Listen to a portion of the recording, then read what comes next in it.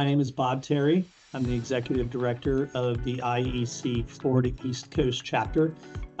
We're one of 54 chapters of the IEC around the country, and we're very, very new in the regards of apprenticeship schools. I'm a master electrician by trade. I've spent about 35 years in the electrical trade, and I've been running the apprenticeship school for about the last 4 years. I absolutely love what I do, giving back and helping people get into the trade and then helping them get hired so that their contractor will pay their tuition for them to go to school.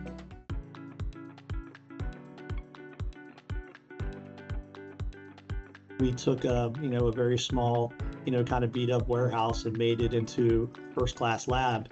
And that's all fine and good, but we are now up to 21 classes that are running through that lab, and we needed more space and we needed more parking, and that was not available at that location. So our old office is now becoming our lab. When we announced last year that we were going to do that, all the students were jumping up and down because now there's going to be 2 bathrooms and air and light and parking, and they know it's going to be a great lab.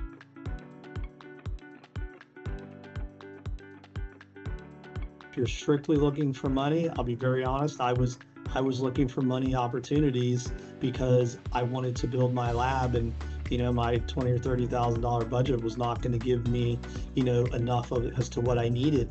But it was not very long into this process that I realized how much more assistance you could get, and that's what is going to pay the dividends for us in the long run. The money is great. However, there's so much more to it. We would not be sitting here running 2 additional apprentice programs and being able to expand, to a second office and have this large lab in just a very short, 2 to 3 year time period.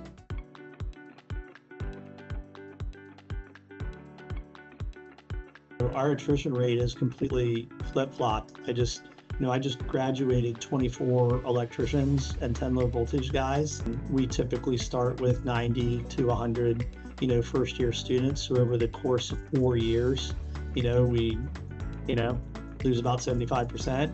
And I'm very proud to say that because of the new lab, because of the things that we have learned, because of the training, because of a lot of the stuff that I got help with, my team and I worked really hard for the last several years, and we have 70 people in 3rd year, which are going to be in 4th year this next year. So we've literally taken that attrition rate and absolutely flipped it upside down, and we're not losing people because we're preparing them for what they're going to get into. We're preparing their contractors.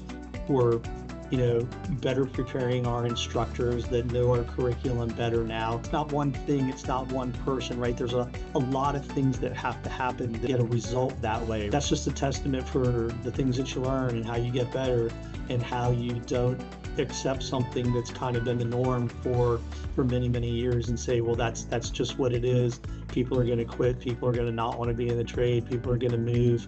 Like, stuff's going to happen. I get it. But a lot of that is controllable if you properly prepare them. And I think we're in that position because a lot of the help that I've received